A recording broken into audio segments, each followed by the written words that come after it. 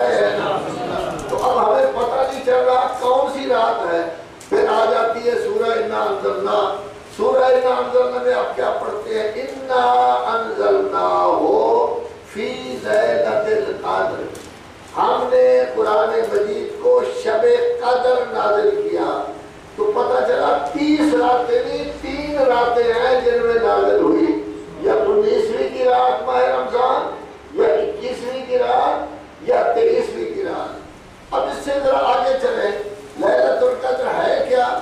لیلۃ القدر خیر من الف شہر. ایک شب قدر 1000 مہینہ سے بہتر ہے. تو شب قدر تو بہت بڑی رات ہے. اب اس میں ہوتا کیا ہے؟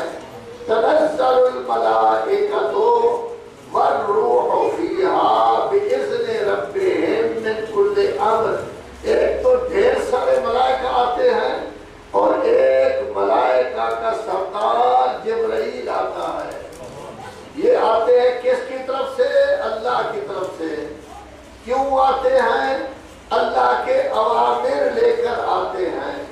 اب ان تینوں چیزوں کو اکٹھا کریں کہ حضور نے فرمایا کہ قرآن اور اہل بیت ایک سیکنڈ کے لیے جدا نہیں ہوں گے. آج قرآن موجود ہے تو اہل بیت کی کون سی فرد ہے؟ ایک قرآن نے فرمایا نور بھی آیا ہے، قرآن بھی آیا ہے. آج قرآن موجود ہے. کون سا ایسا شخص ہے جس کو نور کہا جا سکتا ہے؟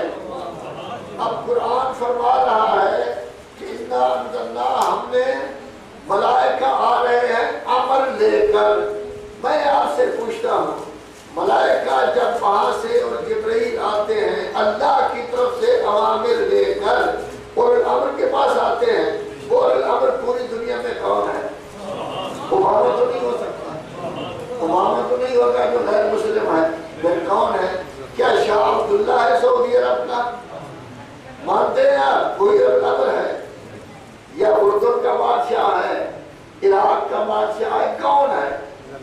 اب میں پوچھتا ہوں پوری مسلم دنیا سے، آپ بتائیں اس وقت کون ہے جس کو الامر کہا جا سکتا ہے، جس کو نور کہا جا سکتا ہے، جس کو اطرت اہل بیت کہا جا سکتا ہے، تاکہ جبرائیل اللہ کے اوامر لے کر ان کے پاس آئیں. یہ قرآن میں تو شک نہیں تھا.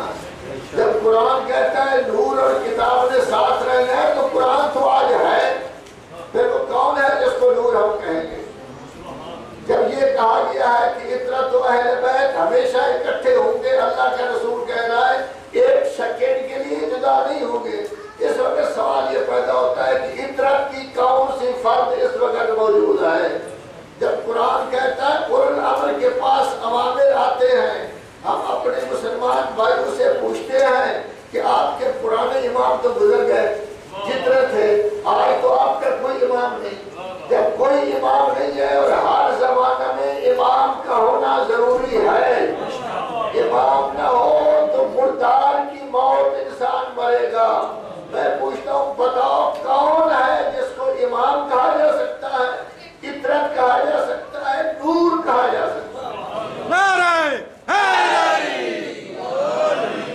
ان کو چاہے چراغ لے لے اور جا کے تلاش کریں کہ کون ہے جس کو کہا جا سکتا ہے. ظاہر ہے کسی کو نہیں ملے گا.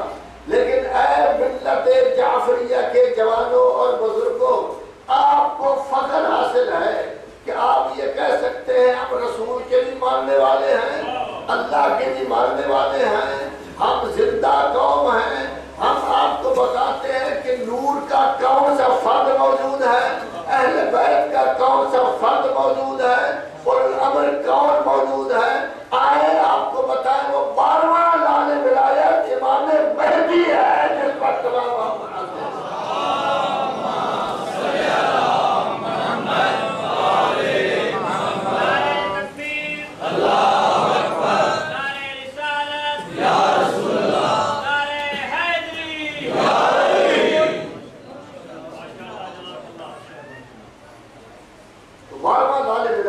کسی کے پاس جواب نہیں.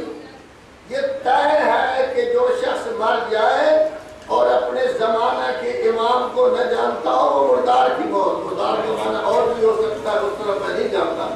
وہ نور کون ہے جو قرآن کے ساتھ ساتھ مفسر بن کر آیا ہے؟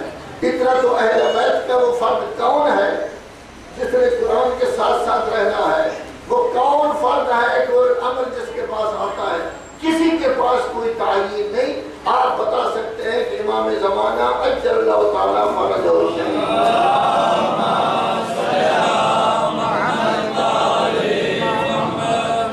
دیکھیے حضرات محترم، رسول اعظم صلی اللہ علیہ وآلہ وسلم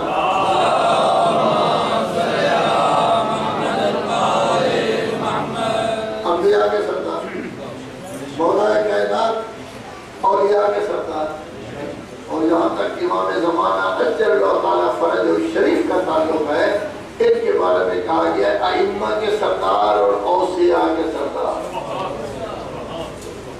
بہت بڑی شخصیت کے مالک ہیں، علم میں، نورانیت میں، طہارت میں، عصمت میں، شجاعت میں، تقوی میں، پرہیزگاری میں، تمام صفات کا مرکب امام زمانہ اجل اللہ تعالیٰ فرج الشریف۔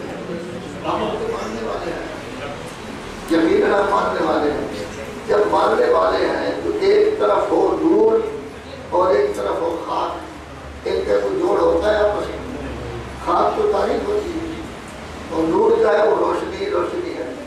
تو ضرورت ہے نا کہ عمل خیر کے ذریعے اللہ اور رسول کی آواز پر لبیک کہہ کر اور مسلمان بن کر ہم اپنے اندر اتنی نورانیت پیدا کر لیں کہ چلو 100 درجے نہیں ہے، 2-4 درجے بھی تو ہوگا، تاکہ اس تھوڑی سی روشنی کی وجہ سے ان کی نورانیت کا انعکاس ہم پر ہو سکے اور ہم بھی ان کے فیض سے فیض حاصل کر سکیں۔ یہ تب ہوگا جب عملی زندگی میں ہماری زندگی ایسی ہو جیسے ہمارے چھٹے امام کہتے ہیں،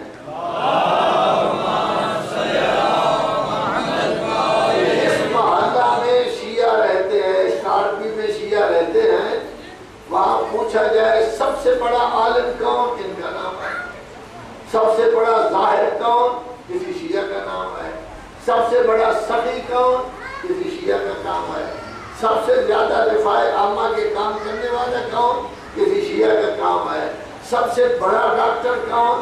سب سے بڑا انجینئر؟ جتنی صفات ہیں ان تمام صفات میں آپ کو آگے ہونا چاہیے، تاکہ لوگ یہ پوچھیں کہ اتنی صفات کے مالک یہ شیعہ کیوں ہیں، تو بتایا جائے کیوں نہ ہو یہ جعفر صادق کے ماننے والے ہیں۔